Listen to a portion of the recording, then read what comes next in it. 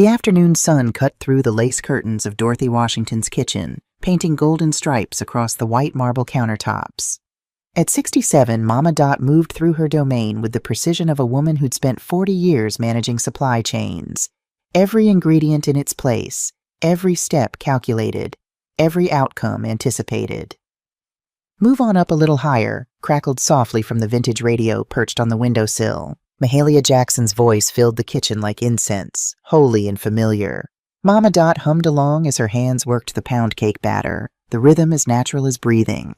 The kitchen smelled like heaven and memory intertwined. Real vanilla extract, the good Madagascar kind, none of that imitation nonsense, mixed with the butter she'd left softening since dawn. 4 eggs, their yolks the deep orange of free-range chickens from Miss Claudette's backyard coop next door. Flour sifted 3 times because Mama Dot didn't believe in shortcuts. Not in baking, not in life. She wore Jerome's old apron, the blue one with Jerome's Kitchen Queen, embroidered in gold thread across the chest. Her late husband had given it to her 30 years ago, back when she'd just made junior manager at the hospital supply company.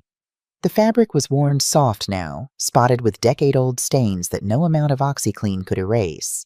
She wouldn't replace it for the world. "Lord Jerome," she murmured to the empty kitchen, "if you could see what I'm about to deal with today."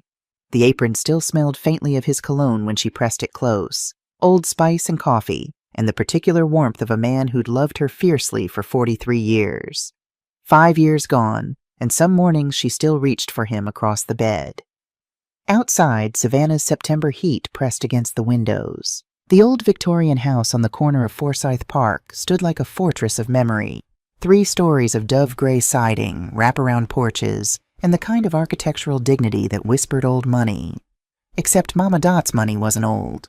It was hard-earned, every dollar scraped together from night shifts and weekend courses and the bone-deep belief that she deserved more than what the world assumed a black woman from the West Side could achieve. The grandfather clock in the hallway struck 3. 4 hours until the party. Mama Dot slid the pound cake into the oven, 350 degrees, 55 minutes, no peeking, and straightened up, one hand pressed to the small of her back. Arthritis had been creeping into her joints lately, a reminder that time came for everyone, even women who refused to act their age. She moved to the dining room where she'd already set out her good china, the Lenox set with the platinum trim that she'd bought piece by piece over 10 years. 24 place settings arranged on the mahogany table that had belonged to Jerome's grandmother. White linen tablecloth, hand-embroidered by her own grandmother back in 1952. Centerpiece of fresh magnolias from the garden, their creamy petals just beginning to brown at the edges, smelling like the South itself. This was supposed to be a Sunday dinner. Traditional. Intimate. The way her people had been gathering for generations. Good food, good company, good conversation. She'd invited the church ladies, her old colleagues from the hospital, Ms. Claudette and her daughter, 30 people who'd known her when she was just Dorothy Jenkins, the cleaning lady's daughter with big dreams and bigger nerve. The menu was set, her famous fried chicken, buttermilk brined for 24 hours, collard greens with smoked turkey neck, mac and cheese with 3 types of cheese, none of that Velveeta foolishness, candied yams, cornbread, and green beans cooked down with bacon until they surrendered their souls. Real food, soul food, the kind that told stories. The front door banged open. "Mama, where you at?" Mama Dot's jaw tightened. She recognized that voice. Her daughter Vanessa's particular blend of impatience and entitlement. "In the dining room, baby," she called back, her voice carefully neutral. What came through the door wasn't her daughter. It was an invasion. Vanessa swept in first, all 5'9" of her wrapped in a neon pink pantsuit that probably cost more than Mama Dot's first car. Her hair, natural last month, was now bone straight, cascading down her back in a way that screamed 20-inch Brazilian bundles, $800. Behind her streamed an entourage, 3 young women with ring lights and cameras, 2 men hauling equipment cases, a skinny white boy with a clipboard, and someone who appeared to be professionally holding a Starbucks cup. Okay, so we're going to need to move all of this," Vanessa announced, waving her manicured hand, coffin-shaped nails, burgundy with gold tips, at the dining table. "The lighting's all wrong, and honestly, Mama, this whole antique vibe is giving very 2005? Mama Dot stood perfectly still. "Excuse me?" No shade, Vanessa laughed, the sound sharp and bright like breaking glass. But this is 2025, and my brand is all about elevated aesthetics. We need a backdrop that says aspirational black excellence, not my grandma's house. One of the camera people, a young black woman with purple locks, started removing the centerpiece. "Baby, what is all this?" Mama Dot asked quietly. This is content, Mama." Vanessa's eyes gleamed. "I told you I wanted to do something special for your birthday. Well, guess what? Glow Nova is doing a whole campaign around generational glow, and your party is going to be the launch event." Vanessa, wait, you're going to love this part. Vanessa pulled out her phone, swiping through images with the speed of someone who lived online. "So we're going to set up a photo wall right here, branded obviously, and then the dining room becomes a lounge setup. I've got 40 influencers coming." 40? Mama Dot's voice could have cut steel. "Well, 50 with plus ones, but who's counting?" Vanessa barely looked up from her phone. "They're all micro-influencers in the beauty and lifestyle space, super engaged audiences, and they're going to post all night. We're talking minimum 2 million impressions, Mama." "For free. Do you know how much that would cost in ads?" The clipboard kid chimed in. "Actually, based on current CPM rates." "Not now, Tyler." Vanessa silenced him with a look. Mama Dot watched as her carefully set table was dismantled. The Lenox china disappeared into bubble wrap. The embroidered tablecloth folded and removed. In its place, workers assembled a backdrop made of rose gold balloons spelling out Glow Nova times Mama Dot 67th. "What about the food?" Mama Dot asked. "I've got chicken marinating, greens on the stove." "Oh, Mama, no." Vanessa's face scrunched up like she'd tasted something sour. "We can't do heavy soul food for this crowd. I've got a caterer bringing sushi, charcuterie boards, and these amazing vegan cauliflower bites." "Vegan cauliflower bites." Mama Dot repeated the words slowly, tasting their absurdity. "Trust me, it's what people want. Plus it photographs better." From the kitchen, the timer dinged. Mama Dot's pound cake was done. She didn't move. "Mama, you okay?" For the first time, Vanessa actually looked at her mother. "You're not upset, are you? Because this is a good thing. My brand is blowing up, and I want to share that with you. Aren't you proud?" Mama Dot met her daughter's eyes, saw the little girl who used to help her frost cakes for church bake sales, saw the teenager who'd cried in this very dining room when she didn't get into Spelman, saw the woman who'd stood at Jerome's funeral, phone in hand, checking Instagram between hymns. "I need to get my cake," Mama Dot said quietly. She walked to the kitchen, pulled the golden brown perfection from the oven, set it on the cooling rack, stared at it until her vision blurred. Behind her, Vanessa's voice carried from the dining room. "And make sure you get my good side. That's my left, always my left." The pound cake sat cooling on the counter, filling the kitchen with the smell of Mama Dot's grandmother's legacy. 67 tiny candles waited in a box, one for each year. Mama Dot had spent last evening rolling each one between her fingers, praying over them, praying for wisdom, for patience, for the strength not to cuss out her only child at her own birthday party. She heard a crash from the dining room, followed by Vanessa's sharp, "Careful! That ring light costs more than your rent." Mama Dot closed her eyes, counted to 10, opened them. Her granddaughter Kenya had materialized in the kitchen doorway, 16 years old and drowning in a crop top that showed her entire midriff. The child was on her phone, naturally, fingers flying across the screen. "Hey, Grandma," Kenya mumbled without looking up.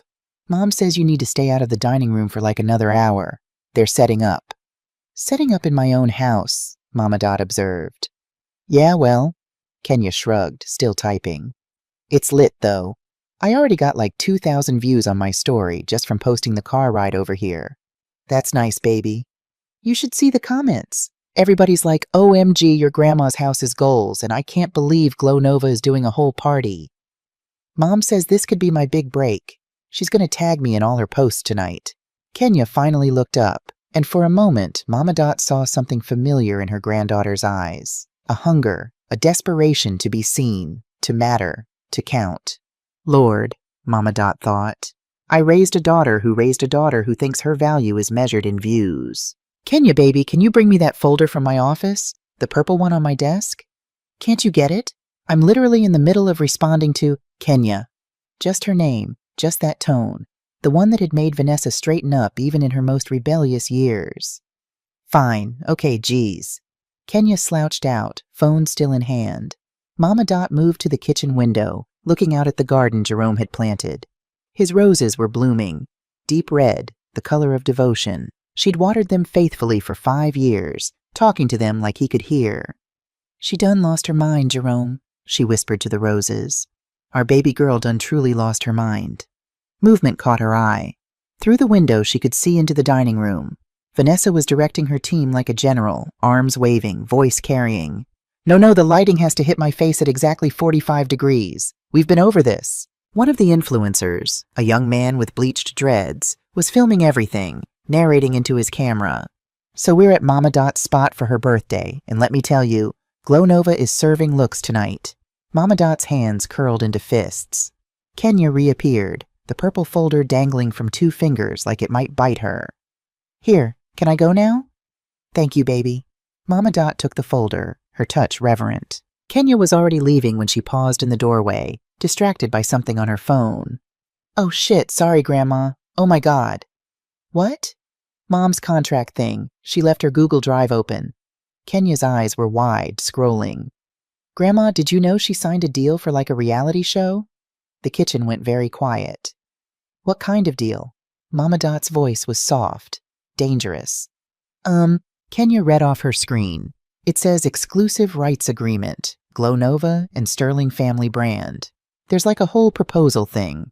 Following 4 generations of Black women building wealth, from matriarch Dorothy Washington to entrepreneur Vanessa Sterling to Gen Z influencer Kenya Sterling. "Let me see that." Kenya hesitated. "I probably shouldn't." Kenya Elizabeth Sterling. The phone changed hands. Mama Dot read. Her face didn't change, but something cold and final settled in her chest. The docuseries will focus on the aspirational lifestyle of the Sterling family, with emphasis on luxury, entrepreneurship, and modern Black excellence. The matriarch, Dorothy Washington, will serve as the elder inspiration, but will not discuss past economic struggles, as focus groups indicate audiences prefer already successful narratives. Episode 1. The Birthday Launch. Vanessa Sterling will host her mother's 67th birthday party, introducing her brand Glow Nova to the family's social circle. Compensation: $250,000 advance against future earnings, paid to Vanessa Sterling upon signing. All family members must sign NDA and exclusivity clause. Dorothy Washington's participation is required per family brand package. The date on the contract was 6 weeks ago. Mama Dot had never seen it, never been asked, never been told. "Grandma, you okay?" Kenya's voice sounded very far away. Mama Dot set the phone down carefully, precisely, on the counter. Her hands weren't shaking. They should have been, but they weren't. "Did your mama get $250,000 for this?" she asked. I don't know. I guess." Kenya looked genuinely scared now. "Grandma, I shouldn't have shown you. I didn't mean to."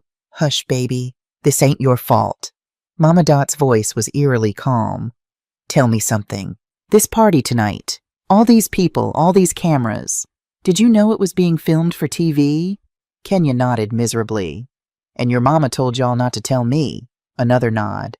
Mama Dot looked at her granddaughter, 16, lost, desperate for approval from anyone with a follower count. Looked at the dining room where her daughter was commodifying their family history for content. Looked at the pound cake cooling on the counter, the one nobody would eat because it didn't photograph well. She opened the purple folder. Inside were documents she'd prepared 3 years ago, after Jerome died. After she'd realized that the daughter she'd raised had become someone she barely recognized. The legacy folder. The edges were worn from how many times she'd opened it late at night, wondering if she'd ever need to actually use it. Praying she wouldn't, knowing she might. "Kenya, baby, I need you to go back out there," Mama Dot said quietly. "I need you to be sweet to your mama, smile for the cameras, do whatever she asks.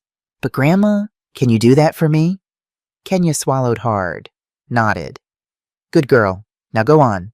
Alone in the kitchen, Mama Dot pulled out her phone, a iPhone 14 that Vanessa had bought her last Christmas, saying, "Mama, you can't still be using that old Galaxy." She opened her contacts, found the name she needed. Attorney Elise Montgomery. They'd been friends for 30 years. Met in a community college business course when they were both young mothers working full-time and dreaming bigger. Elise had gone to law school. Mama Dot had climbed the hospital supply chain ladder. Both had succeeded beyond their wildest imaginings. The phone rang twice. "Dorothy Washington, as I live and breathe." Elise's warm voice filled the line. "Don't tell me you're calling to cancel on me. I already bought you a present." "You still coming at 6? "Wouldn't miss it, honey. Reverend Pat and I are riding together." "Good." Mama Dot's voice was steady. "Elise, I need you to bring your briefcase. The one with the estate documents." Silence on the other end. Then, "Dot, what's happening?" "I'm activating the protocol." "The Dorothy, are you sure? Once we do this—" "I'm sure." Another pause. Elise had known her long enough to hear everything Mama Dot wasn't saying. "How bad?" "My daughter just sold our family story for a reality show without telling me. She's turning my birthday dinner into a product launch. And according to the contract I just read, I'm supposed to be the elder inspiration who keeps quiet about where we came from." "Jesus." "That's what I said." Mama Dot looked out the window again at Jerome's roses. "She forgot, Elise. She forgot that I was a cleaning lady. Forgot that Jerome drove a truck. Forgot that we ate tuna casserole for dinner 4 nights a week so we could save for her college. She forgot, and I'm going to remind her. Dot, if we execute this, there's no going back." "I know. She's your daughter. And that's exactly why I have to do this, because I love her too much to let her keep becoming this person." From the dining room, Vanessa's voice rang out. "Perfect. Now let's rehearse my entrance one more time." Mama Dot made her decision. "Bring the papers, Elise, all of them, and bring your notary stamp. I'll be there at 5:45. Dot?" "Yes?" "Jerome would be proud of you." The words hit harder than Mama Dot expected. She blinked back tears that had no business falling yet. "I hope so, honey. Lord, I hope so." She hung up, stood in her kitchen surrounded by the smell of pound cake and the sound of her daughter directing a photo shoot in what used to be a dining room. The grandfather clock chimed 4, 2 hours until the party. Mama Dot washed her hands slowly, methodically, dried them on Jerome's apron, walked to the downstairs bathroom, and looked at herself in the mirror. 67 years old. Silver hair she'd stopped dyeing 5 years ago because Jerome had loved it. Face lined with laugh lines and worry lines, and the kind of lines that came from a lifetime of not backing down. Eyes that had seen poverty and triumph, marriage and widowhood, hope and heartbreak. Eyes that weren't done yet. She pulled out her phone again, opened her banking app, looked at the account that still listed Vanessa as an authorized user, a decision she'd made 10 years ago, just in case of emergencies. Her checking account, her savings account, her investment portfolio, all accessible to her daughter with just a few clicks. Mama Dot began transferring funds, moving money, locking doors that had been left carelessly open. The grandfather clock chimed 4:30. In 90 minutes, this party would start. The cameras would roll. Vanessa would perform. And Mama Dot? Mama Dot was going to teach her daughter the most important lesson she'd somehow failed to learn in 42 years. You don't build a legacy by selling out the people who built you. She saved the final transfer, closed her banking app, smoothed down her apron. From the dining room. "Mama, can you come here for a second? We need you for a test shot." Mama Dot smiled. It was the kind of smile that didn't reach her eyes. The kind of smile that made grown men in boardrooms reconsider their strategies. The kind of smile that Jerome used to call her war face. "Coming, baby," she called back, her voice sweet as pie. She was going to give Vanessa exactly what she asked for. A show. Just not the one Vanessa expected. By 6 o'clock, Mama Dot's house had been transformed into something she no longer recognized. The dining room looked like a nightclub had collided with a makeup store. Rose gold balloons clustered in every corner, their metallic sheen catching the ring lights that blazed from professional tripods. A DJ, some kid who couldn't have been older than 25, was setting up equipment in the corner where Jerome's grandfather clock used to stand. They'd moved the clock. Moved it. That clock had been in that spot for 40 years. Mama Dot stood in the kitchen doorway, watching the invasion complete itself. "Yo, yo, yo! We're live in 5!" the DJ called out, testing his microphone. The bass from his speakers made the china cabinet rattle. Vanessa emerged from the powder room in a different outfit, the 4th one today. This dress was silver, skin-tight, with cutouts that showed strategic glimpses of her toned stomach. Her makeup artist trailed behind her, touching up highlighter that already made Vanessa's cheekbones look sharp enough to cut glass. "Mama!" Vanessa spotted her, face lighting up. "Oh my God, you're still in your house clothes. Tyler, where's the outfit I picked out for Mama?" Tyler with the clipboard scurried over with a garment bag. "Baby, I got my own dress," Mama Dot said evenly. "The burgundy one I showed you last week." "That old thing?" Vanessa wrinkled her nose. "Mama, no. I got you something from Eloquy. Very elegant, very age-appropriate." "Age-appropriate." Mama Dot repeated the words slowly. "You know what I mean. Classic. Sophisticated."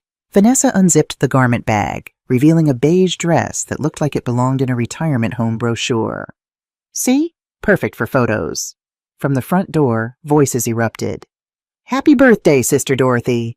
Reverend Patricia Holloway swept in like a force of nature, all 6 feet of her wrapped in a purple suit and crowned with a church hat that could have had its own zip code. Behind her came the church ladies, 12 strong, dressed in their Sunday best even though it was Saturday, carrying Tupperware containers that undoubtedly held real food. "Pat!" Mama Dot felt something loosen in her chest. Real people. Her people. They embraced, and Reverend Pat whispered in her ear, "Elise is parking. She's got everything." Mama Dot nodded almost imperceptibly. "Ladies, ladies!" Vanessa intercepted them, all smiles and air kisses. "Thank you so much for coming. If you could just set those dishes in the kitchen. We've got caterers handling food tonight. And then we've reserved seating for you right over there." She gestured vaguely toward the back corner near the kitchen door. The worst seats in the house. Ms. Claudette Rivers, 72 and not having any of it, raised one eyebrow. "Reserved seating? Child, I've been coming to this house for 40 years. I'll sit where I please." Of course, Vanessa laughed, but her smile was tight. "I just meant for the camera angles. Don't care about your cameras, baby." Ms. Claudette patted Vanessa's cheek with a grandmother's condescension. "Where's the birthday girl? Dorothy, come give me some sugar." Mama Dot hugged her neighbor, breathing in the familiar scent of Pond's cold cream and peppermints.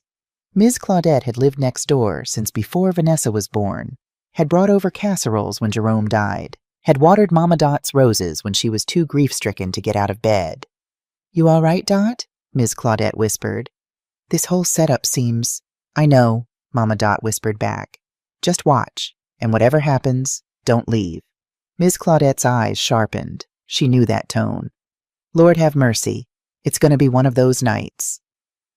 The next hour was chaos orchestrated by Vanessa's clipboard and volume. The influencers arrived in waves, 50 of them, just like Vanessa promised, each one younger and more aggressively online than the last. They descended on the food table, sushi platters and vegan cauliflower bites just as threatened, like locusts, but they didn't eat much. Too busy filming themselves pretending to eat. "Okay, so we're at this iconic event," one girl narrated into her phone, "and the energy is literally immaculate. Mama Dot's actual guests, her church family, her former co-workers, her real friends, clustered in the kitchen and the back corners. Separate. Segregated in her own house. She watched it all from the staircase landing, invisible. Nobody looked for the birthday girl. They were too busy looking at themselves and their phone cameras. Attorney Elise Montgomery appeared at her elbow, briefcase in hand.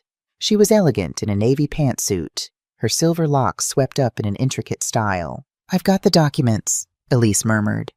"Dot, last chance. Are you absolutely sure?" Mama Dot looked down at the party. At Vanessa holding court in the center, laughing too loud, gesturing too big, performing for an audience that was only half present. The other half of their attention stayed glued to their screens. Kenya was in the corner, desperately trying to get the perfect selfie with the backdrop, adjusting her angle over and over. Deacon, her 12-year-old grandson, sat on the couch playing games on his phone, ignoring everything. And Brandon, Vanessa's husband, was already drunk, swaying by the makeshift bar, loudly telling anyone who'd listen about his almost career in the NBA. "I'm sure," Mama Dot said. They went to her office, the one room Vanessa's decorator hadn't violated. The door locked with a solid click. Mama Dot's office was small but powerful. Jerome's portrait hung above the desk, him at 50, smiling that smile that had made her fall in love with him at 19. The bookshelves held her MBA textbooks, supply chain management manuals, and financial planning guides she'd studied by flashlight after Vanessa went to bed. Elise laid out the documents on the desk. Let's start with the easy one, she said, pulling out a form. Credit card authorizations. Sign here and I'll file it electronically tonight. By midnight, all supplementary cards will be deactivated. Mama Dot signed. Her signature was steady. Next, the trust documents. You established the Jerome and Dorothy Washington Educational Trust in 2022, correct? 3 months after Jerome passed. The trust owns this house per the life estate deed.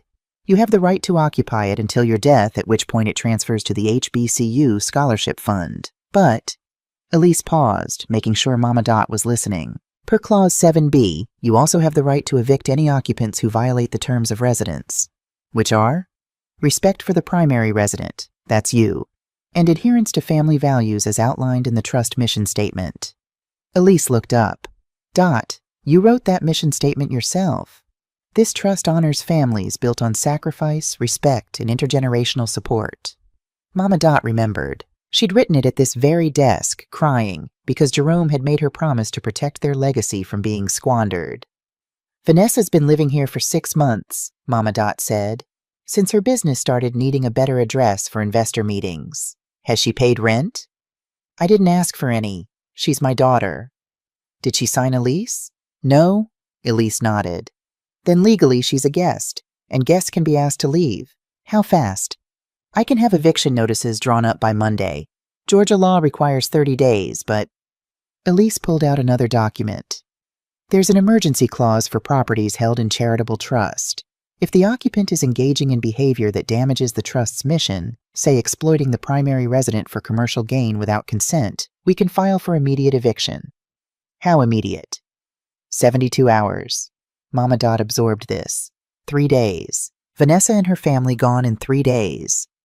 There's one more thing, Elise said carefully. The financial investigation. This was the part that made Mama Dot's stomach hurt. 6 months ago, she'd noticed discrepancies in her retirement account. Small withdrawals. Nothing major. $5,000 here, $8,000 there.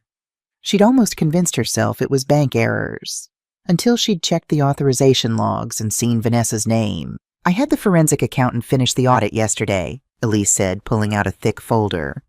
Dot, it's worse than we thought. The numbers swam in front of Mama Dot's eyes. $127,000.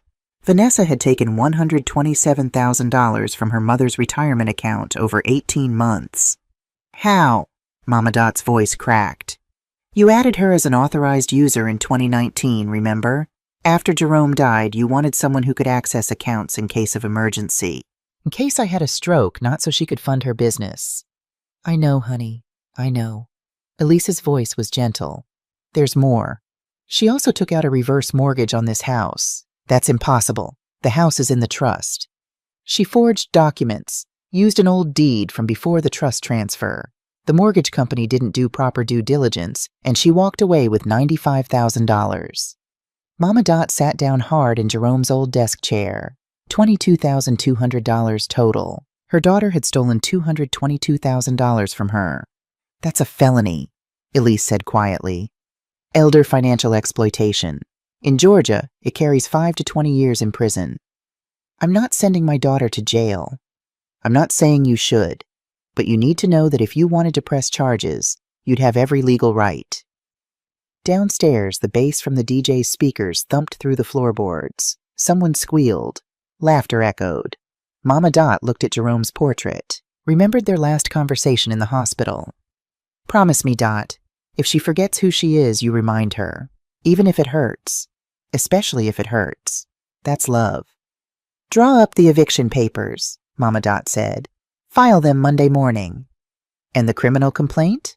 Not yet, but prepare it, in case she tries to fight back dirty. Elise nodded, making notes. Anything else? Mama Dot pulled out her phone, opened her banking app one more time. There was one account left, the one that paid for Vanessa's car lease, Kenya's private school, the family's health insurance, even Brandon's golf club membership. All of it on auto pay. All of it coming out of Mama Dot's accounts. She canceled every single recurring payment. That's everything, Mama Dot said. Execute the plan. Dot. Elise reached across the desk, took her friend's hand.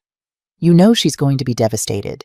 She should have thought about that before she decided to sell our story without asking. She might not forgive you. Then she'll understand exactly how I feel right now. They sat in silence for a moment. 30 years of friendship, and Elise knew better than to try to talk her out of it. All right, Elise finally said, packing up the documents.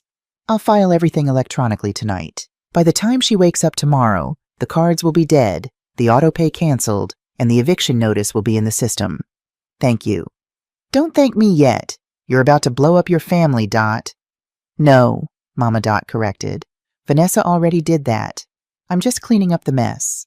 A knock on the door made them both jump. Mama? Vanessa's voice irritated. What are you doing in there? We're about to cut the cake. Coming, baby, Mama Dot called back. She stood, smoothed down her burgundy dress, the one she'd worn despite Vanessa's protests. Checked her reflection in the window. She looked like herself. Finally. Showtime, Elise murmured. They descended the stairs together.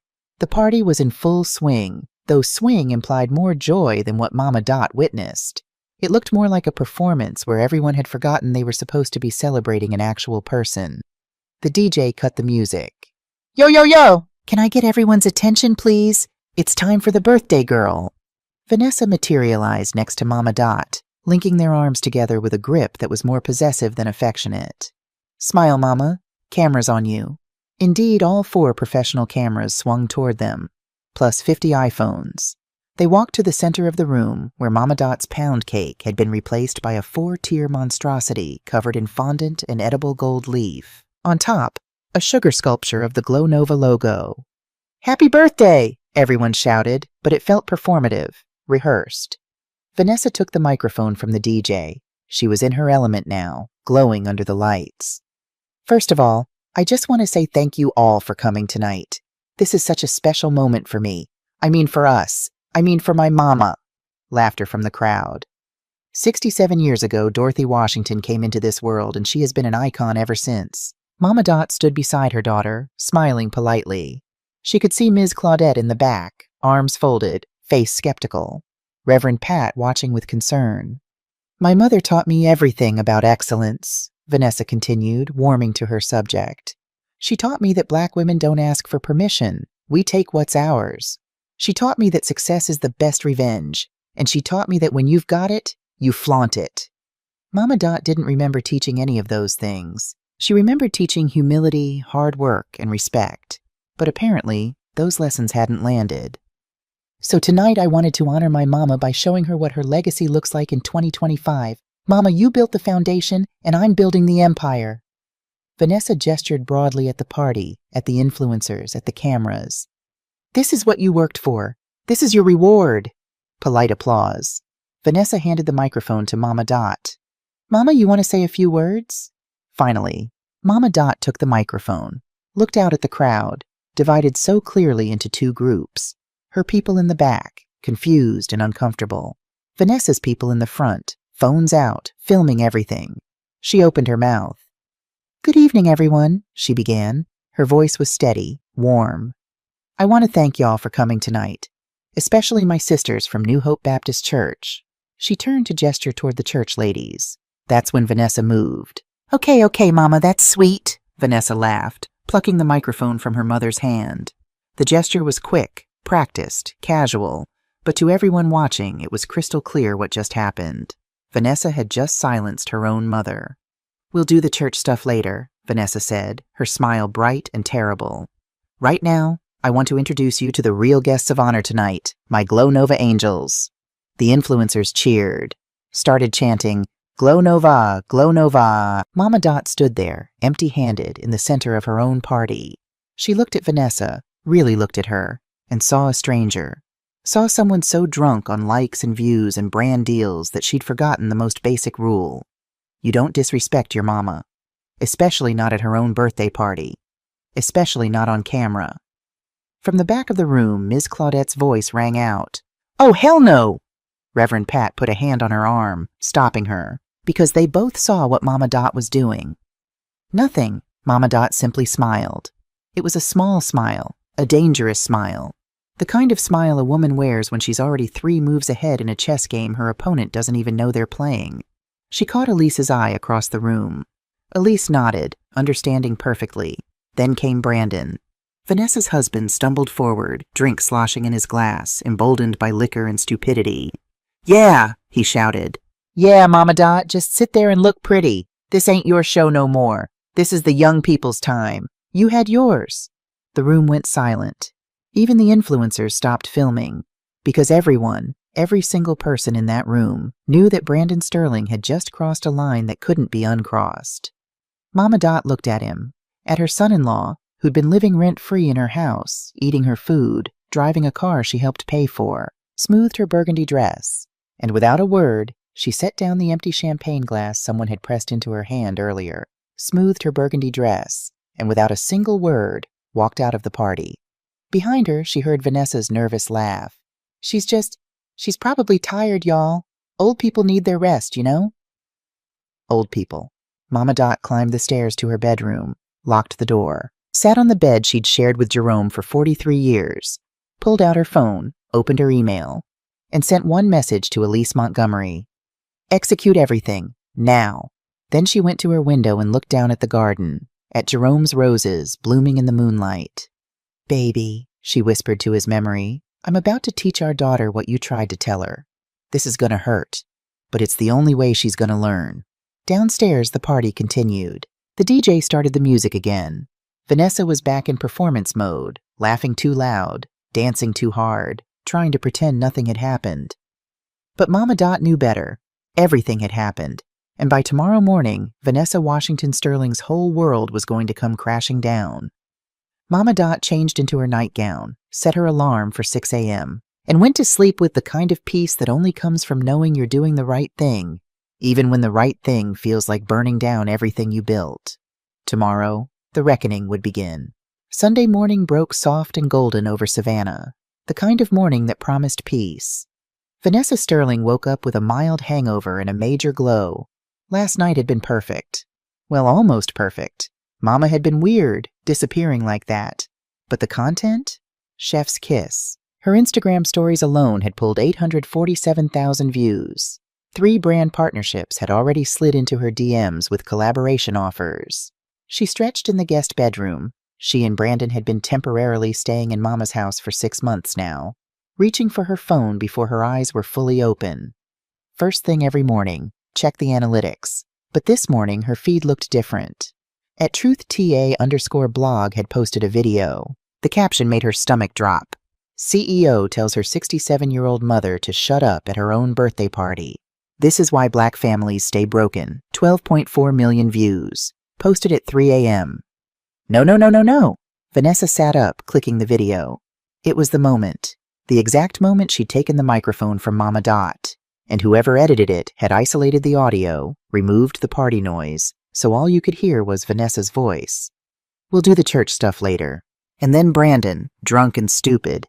"Yeah, Mama Dot, just sit there and look pretty. This ain't your show no more." The comments were brutal. I would have beat her right there in front of everybody. 2.1 million likes. This is what happens when you raise kids with no home training. 1.8 million likes. Mama Dot deserves better. Vanessa deserves nothing. 3.2 million likes. Vanessa's hands shook. She scrolled through her notifications. Her follower count was dropping. Not slowly, hemorrhaging. Down 15,000 in the last hour alone. 3 emails from brand partners. "We regret to inform you that we're moving in a different direction." She threw on clothes. Yesterday's designer tracksuit, now wrinkled, and headed downstairs. Brandon was snoring on the couch, still in his party clothes. Kenya and Deacon were blessedly still asleep. Coffee. She needed coffee and a damage control plan.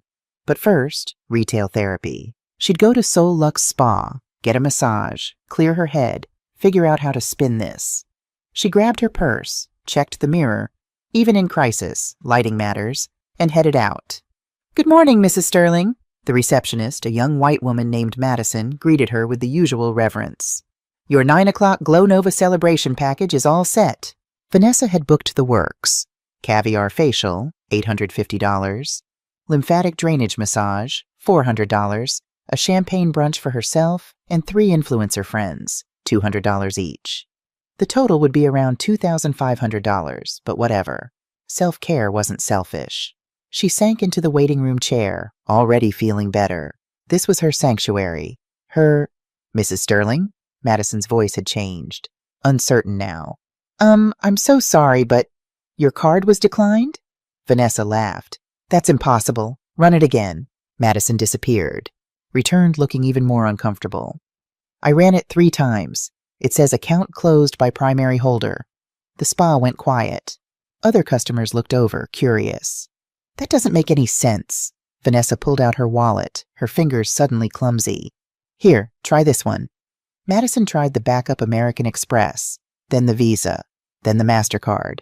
All declined, all with the same message. Account closed by primary holder. Primary holder. Mama Dot.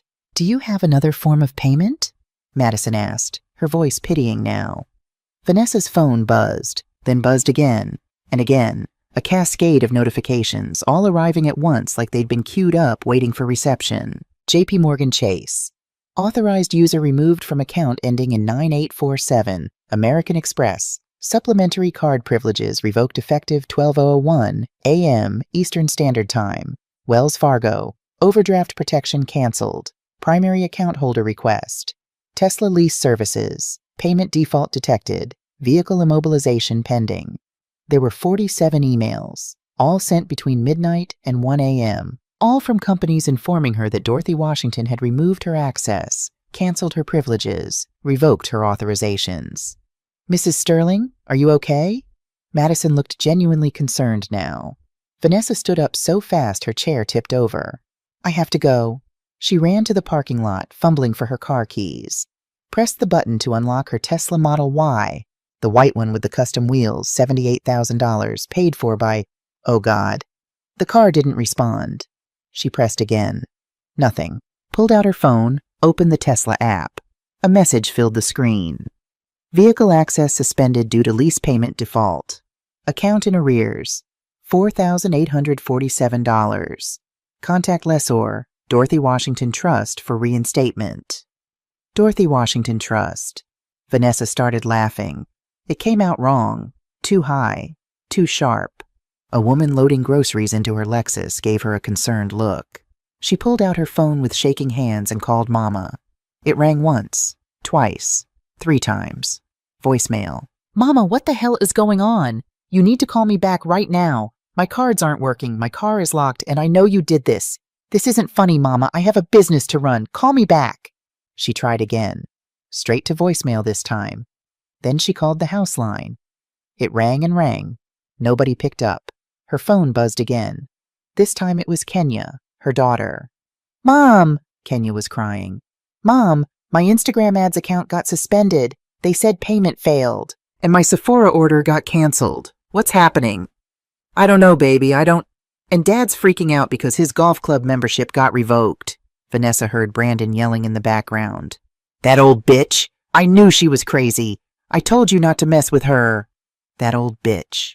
Her mama. Vanessa stood in the Soul Lux Spa parking lot, locked out of her car, cut off from her money, watching her life implode via email notifications, and felt something she hadn't felt in years.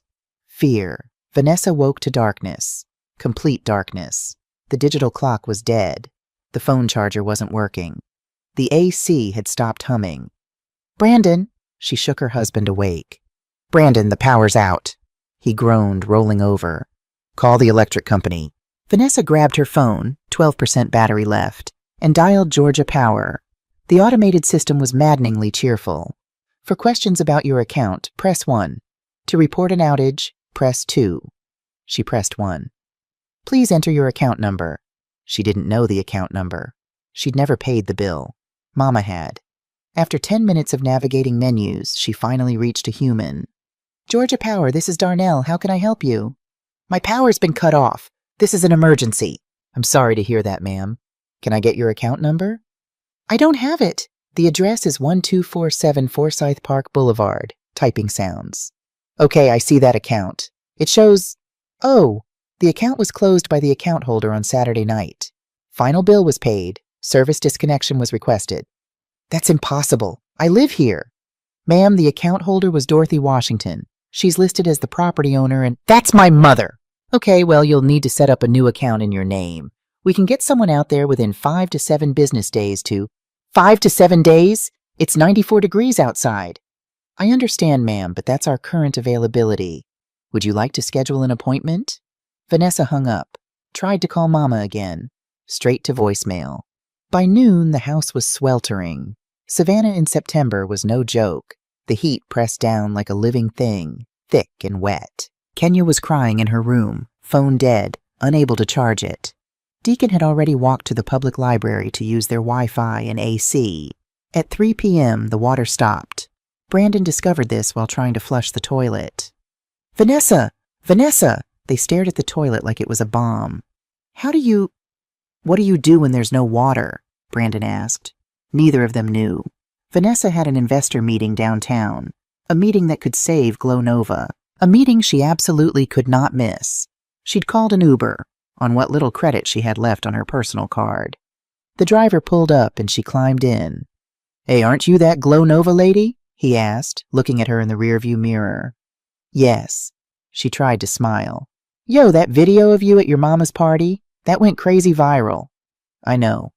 Man, my mama would have knocked me into next week if I pulled something like that. He laughed. You got some nerve, I'll give you that. The 15-minute drive felt like 15 hours. The investor meeting was a disaster.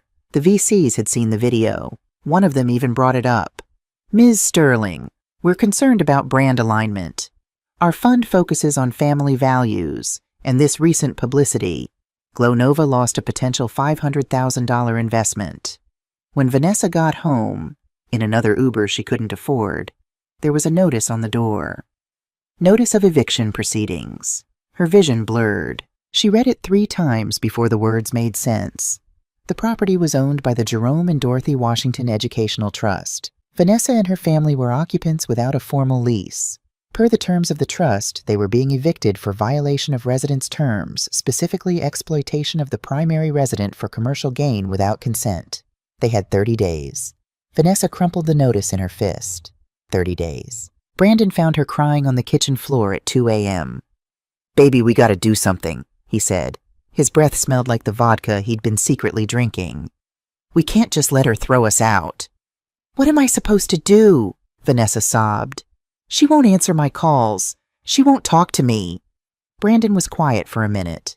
Then, what if we say she's not mentally fit? Vanessa looked up. What? Think about it. She's 67. We could call Adult Protective Services, say she's showing signs of dementia, confusion, erratic behavior, financial decisions that don't make sense. He was warming to the idea. We get her declared incompetent, we get conservatorship, and then we control everything. It was evil. It was wrong. It was also tempting. Brandon, I can't do that to my mama. Your mama just threw you out of her house, cut off all your money. She's trying to destroy you, Vanessa. He gripped her shoulders. This is self-defense. Vanessa thought about her business collapsing, about Kenya crying because she'd have to leave her private school, about Deacon working at McDonald's at 12 years old because they couldn't afford anything else. Okay, she whispered. Okay. They called Adult Protective Services at 9 a.m. Yes, hello, I need to report a vulnerable adult. My mother, Dorothy Washington, she's 67 and showing signs of severe mental decline. By 11 a.m., a social worker named Brenda Cole was at Mama Dot's door. Vanessa and Brandon watched from across the street, hidden in Brandon's cousin's car. The visit lasted 20 minutes. When Ms. Cole left, she did not look sympathetic. An hour later, Vanessa got a call from an unknown number. Mrs. Sterling, this is Brenda Cole from APS. I need to inform you that filing a false report of elder abuse is a criminal offense in Georgia, punishable by up to 12 months in jail and a $1,000 fine. Vanessa's blood turned to ice. What? Your mother presented medical documentation from Emory University Hospital, dated 2 days ago. Comprehensive cognitive testing, MMSE score, 30 out of 30. Perfect. She also showed me recent financial documents proving complex decision-making ability, including a $500,000 charitable donation she made last week. But she also showed me a video recording of you and your husband discussing this plan. Apparently, she installed security cameras after the birthday party, for her protection. Oh God. Oh God. Oh God. Oh God. Mrs. Sterling, I'm going to give you a warning this time. But if you contact APS again with false claims, I will refer your case to the district attorney. Do you understand? Yes, Vanessa whispered. Your mother also asked me to tell you something. She said, tell my daughter that when you dig a hole for someone else, make sure it's not your own grave. The line went dead. Vanessa looked at Brandon. She knew. She knew we were going to do this before we even did it. How is that possible? Because, Vanessa said, realization dawning cold and terrible, Mama's been playing chess while we've been playing checkers. She's been 3 steps ahead this whole time. By the end of week 2, Vanessa's business was circling the drain. Her warehouse had locked her out for non-payment of rent, $8,000 overdue. Her Chinese manufacturer was holding 10,000 units of product hostage until she paid the invoice, $47,000. Her 3 employees had quit after 2 missed paychecks. She'd been so busy trying to save Glow Nova that she hadn't noticed what was happening with Brandon, until the men showed up. They came on a Tuesday afternoon, 2 of them, large, professional, the kind of men who collected debts for a living. We're looking for Brandon Sterling, the first one said pleasantly. He's not here, Vanessa lied. Tell him Tony says hello, and tell him he's got 72 hours to come up with $65,000, or we start taking assets. Nice house, by the way. Would be a shame if something happened to it. They left. When Brandon got home, from where Vanessa no longer knew, she was waiting. Who the fuck is Tony? Brandon's face went gray. Baby, I can explain. $65,000? It all came out. The sports betting, the poker games, the sure thing bets that weren't sure at all. He'd been gambling for 2 years, convinced he was about to hit it big. He'd already pawned Vanessa's wedding ring, had taken out a title loan on his truck, had even forged Mama Dot's signature to buy a vintage car, $40,000, that he'd immediately sold for half that to cover previous losses. You've been stealing from my mother too? Vanessa couldn't breathe. I was going to pay her back. I just needed one good win. She looked at her husband, really looked at him, and saw a stranger. Saw a man-child who'd been riding her coattails, spending her money, well, Mama's money, and gambling away their future. Get out, she said quietly. Baby, get out! Brandon left, took a duffel bag and disappeared. Later that night, Vanessa heard crying from Deacon's room. She found her 12-year-old son sitting on the floor, counting change. Baby, what are you doing? Trying to figure out if I have enough for the science textbook. The school says if I don't get it by Friday, I'll fail the class. He had $17.34 in coins. The textbook cost $89. Vanessa sat down next to her son on the floor of a house that wasn't hers anymore, in a life that was falling apart, and finally understood what Mama Dot had been trying to teach her. You can't build an empire on someone else's foundation and expect it to stand when that foundation gets taken away. Knock, knock, knock. Vanessa woke up in a cold sweat. She knew that knock. Official. Final. She pulled on a robe and went downstairs. Officer Tyrell Johnson stood on the porch in full uniform. Behind him were 2 more officers. Next to him was a woman in a sharp navy pantsuit, Attorney Elise Montgomery. Mrs. Sterling, Officer Johnson said formally, I have a court order for immediate eviction from this property. Immediate? The notice said 30 days. Elise stepped forward. The trust filed an emergency motion based on new evidence. The judge granted immediate eviction yesterday. What evidence? Financial exploitation of an elderly person, fraud, forgery. Elise's voice was clinical. Your mother has documentation that you've been stealing from her accounts for 18 months. That's elder financial abuse, Mrs. Sterling, a felony in Georgia. The world tilted. You have 2 hours to gather personal belongings, Officer Johnson continued. Only what you can carry. No furniture, no electronics that were purchased with Mrs. Washington's funds. Essentially clothing and personal items only. Where's my mama?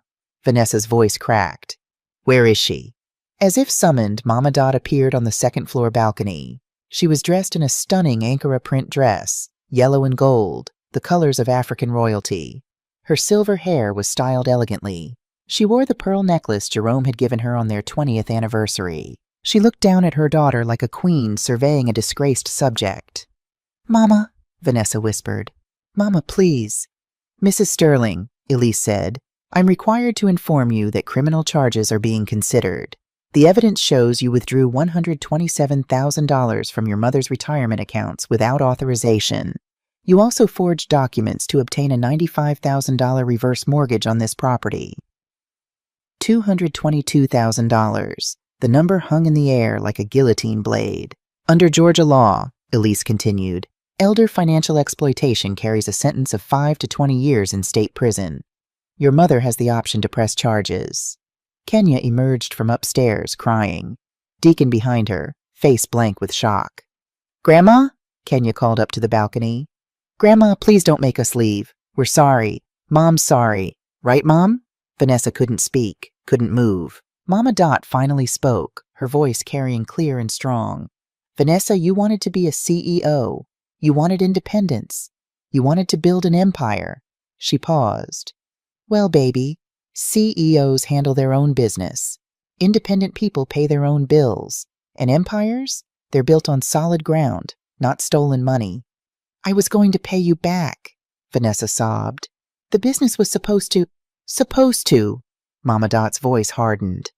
But it didn't, because you built a house on sand and sand can't hold nothing. You're really going to let them put me on the street? Your own daughter? Your grandkids? I'm going to let you learn what I had to learn at 22, how to stand on your own 2 feet. Mama Dot gripped the balcony railing. You think I'm being cruel, but baby, the cruelest thing I ever did was make life too easy for you. I let you forget where you came from. I let you think success was about designer bags and Instagram likes instead of integrity and hard work. She turned to go back inside, then stopped. Officer Johnson will make sure you leave safely. You've got 2 hours. And she disappeared into the house. They ended up in Brandon's cousin's basement. $400 a month, split between 4 of them. Brandon had crawled back after 3 days. The basement was damp, cramped, and smelled like mildew. Kenya had to share a room with Deacon. There was 1 bathroom for 6 people. No AC. Vanessa got 2 jobs. 5 a.m. to 1 p.m., packing cosmetics at a distribution warehouse. $15 per hour. Standing on concrete floors until her feet screamed. 2 p.m. to 10 p.m. Customer service calls for a telecommunications company. $14 per hour. Getting yelled at by angry customers who couldn't pay their bills. A irony that wasn't lost on her. At night, she took free financial literacy courses at the public library. She learned about budgeting, about debt-to-income ratios, about the difference between assets and liabilities. She learned all the things Mama Dot had tried to teach her, that she'd been too arrogant to listen to. Kenya changed too. The private school was gone. She was at Savannah High now, a public school where nobody cared about her follower count. Her first day, a girl named Jasmine had shared lunch with her when Kenya didn't have money for the cafeteria.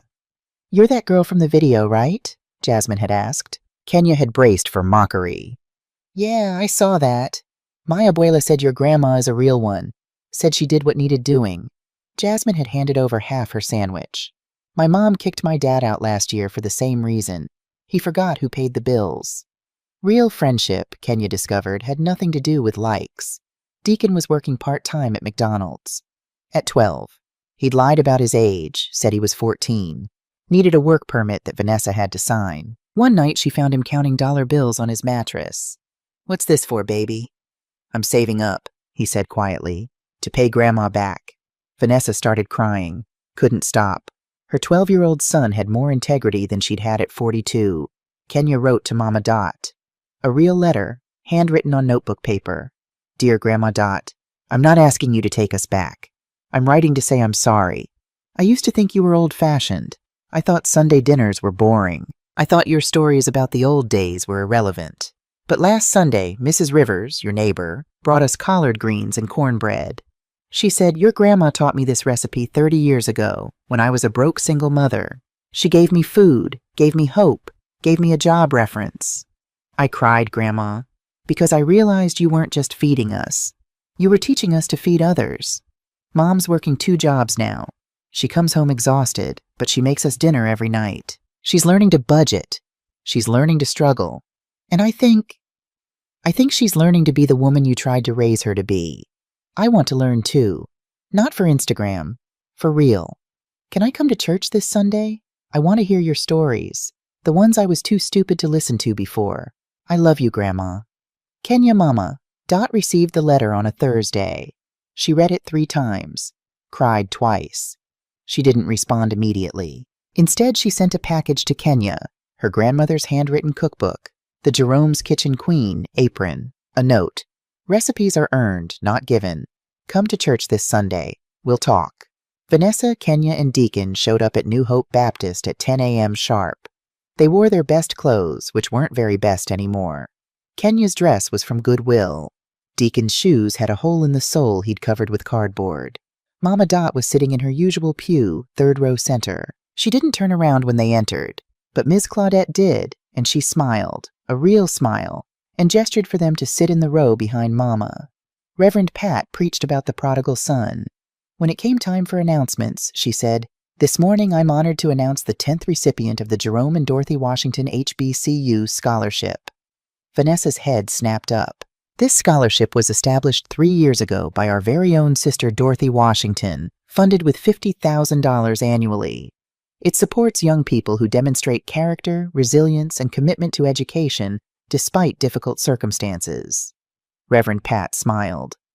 This year's recipient wrote an essay titled, "Learning to Appreciate Struggle." He's 12 years old. He works part-time at McDonald's to help his family, and he's saving every penny to pay back a debt he didn't even create. Vanessa's heart stopped. "Deacon Sterling, come on up here, baby." Deacon looked at Vanessa, confused. She nodded, tears streaming down her face. He walked to the front. Mama Dot stood up, walked to her grandson, and hugged him for a long, long time. "Your Grandpa Jerome always said, 'Invest in those who invest in themselves,'" she told him, loud enough for the whole church to hear. "You got a job at 12 years old without anyone forcing you. That's character, baby. That's what this scholarship honors." $20,000 for 4 years of college, Reverend Pat announced, contingent on maintaining a 3.0 GPA and participating in community service. The church erupted in applause. Deacon was crying. "Grandma, I thought you hated us." "Baby, no." Mama Dot cupped his face. "I was teaching you. There's a difference. Your mama forgot that lesson. But you learned it on your own." After church in the parking lot, Mama Dot finally approached Vanessa. They stood 3 feet apart, an ocean of hurt between them. "Mama," Vanessa started, how much have you saved?" The question caught Vanessa off guard. "What? In 8 weeks of working 2 jobs, how much have you saved?" $5,000. "And how much do you owe me?" $222,000. Vanessa's voice broke. "I know I can't ever pay it all back, but I'm trying, Mama. I'm really trying." Mama Dot was quiet for a long moment. "You sold your designer bags?" "All of them. Got $8,000. "The jewelry?" "Gone. Another $4,000. "The Glow Nova business?" Vanessa laughed bitterly. "Bankrupt. I'm filing Chapter 7 next week." Mama Dot nodded. "Good." "Good?" "Good that you're starting over. Good that you're building from the ground up. Good that you're learning what I tried to teach you. You can't fake your way to success. You have to earn it." Vanessa wiped her eyes. "I'm so sorry, Mama." "For the party, for the microphone, for stealing from you, for forgetting who you are, who I'm supposed to be." "I know, baby." "Can you forgive me?" Mama Dot considered this. "Eventually, but not today. Today you keep working, keep saving, keep showing me you understand." She turned to leave, then stopped. "Vanessa, I'm going to Paris next week, for 2 weeks. When I get back, you come to Sunday dinner. Bring your own collard greens. If they're good, we'll talk about what happens next." It wasn't full forgiveness, but it was a door, opened just a crack. Mama Dot had never been to Paris. Jerome had always wanted to take her, but life got in the way. Vanessa's college tuition, the business expenses, the mortgage. There was always something more important than a vacation. But now, at 67, sitting in first class on Air France Flight 682, Mama Dot was finally going. She wore a silk suit in emerald green. Her passport, brand new, sat in her Louis Vuitton bag from 1985, the one she'd bought when she made manager for the first time.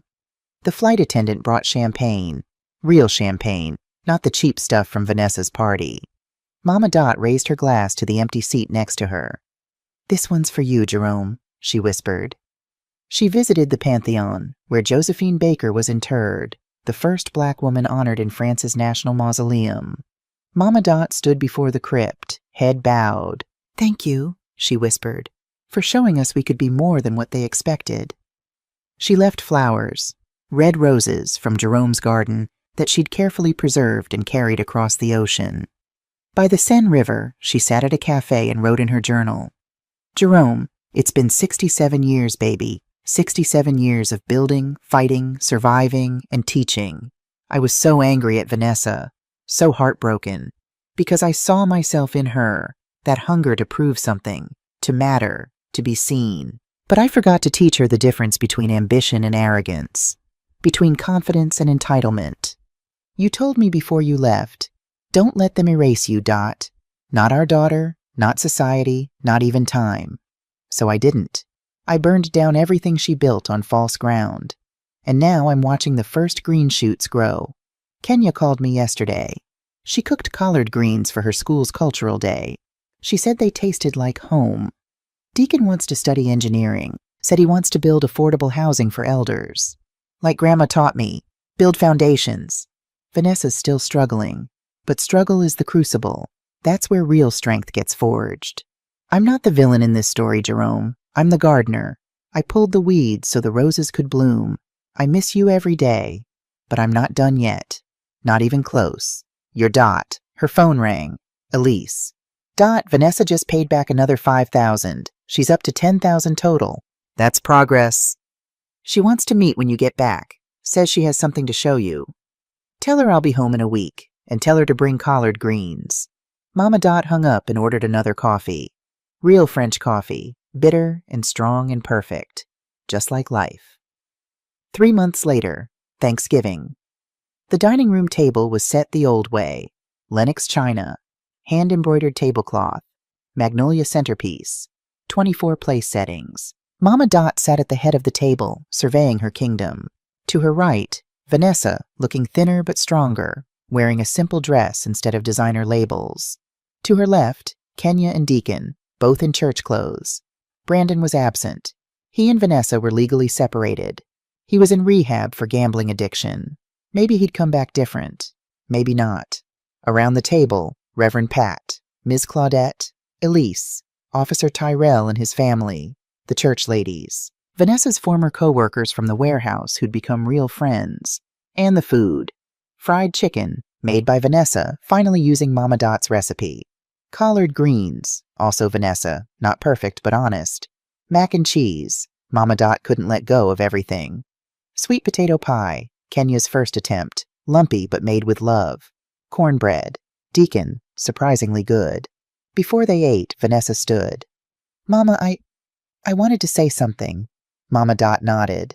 "These last 3 months were the hardest of my life. I lost my business, lost my husband, lost my pride."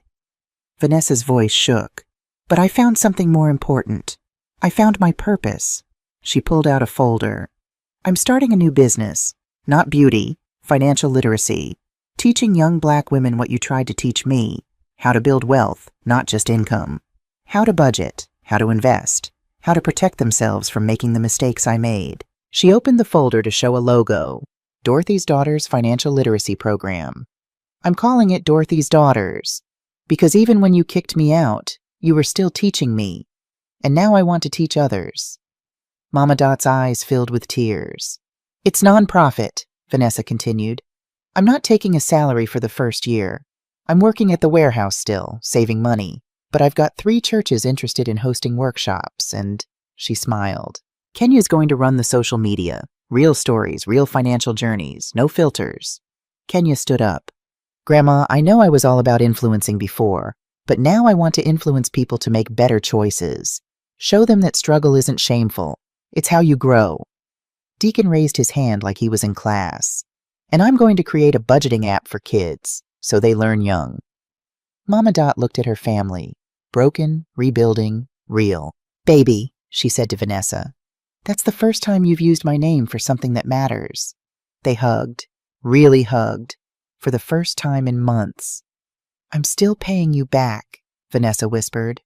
"Every dollar." "I know you will, but take your time. Focus on building something real first." Reverend Pat called for grace. They held hands around the table, all 24 of them, and Mama Dot prayed, "Lord, thank you for this food. Thank you for this family. Thank you for second chances and hard lessons and the kind of love that's strong enough to break before it bends. Thank you for teaching me that sometimes the greatest gift you can give someone is letting them fall so they can learn to stand. Amen." Amen. After dinner, Mama Dot found Vanessa in the kitchen, washing dishes. "You know we have a dishwasher, right?" Mama Dot asked. "I know, but this feels right. Doing it by hand." Vanessa scrubbed a plate. "Mama, can I ask you something?" "Always." "When did you know? When did you know you had to do what you did?" Mama Dot was quiet for a moment. "When you took that microphone out of my hand, not because it hurt my feelings, though it did, but because I saw you'd forgotten the most basic thing, respect. And if you couldn't respect me, you weren't going to respect yourself, or your kids, or your legacy. I get it now. Do you?" "Yeah." Vanessa rinsed the plate. "Love isn't soft. Love is steel wrapped in silk. You loved me enough to let me hit bottom, so I could climb back up the right way." Mama Dot smiled. "Your daddy used to say that. Steel wrapped in silk. I miss him." "Me too, baby. Every day." They washed dishes in comfortable silence. Outside, Kenya was teaching Ms. Claudette how to use Instagram. Deacon was showing Officer Tyrell his app prototype. Reverend Pat was telling stories that made everyone laugh. Through the kitchen window, Mama Dot could see Jerome's roses, still blooming in November, defying the season, refusing to quit, just like her. "Mama?" Vanessa dried her hands. "Thank you for not giving up on me, even when I gave up on myself." "Baby, I'm your mama. That ain't in my nature."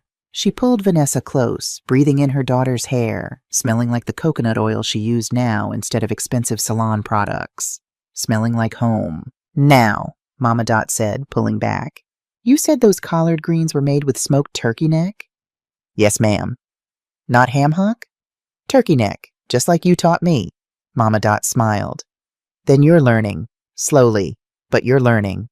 From the dining room, Reverend Pat called out, "Dorothy, come tell us about Paris."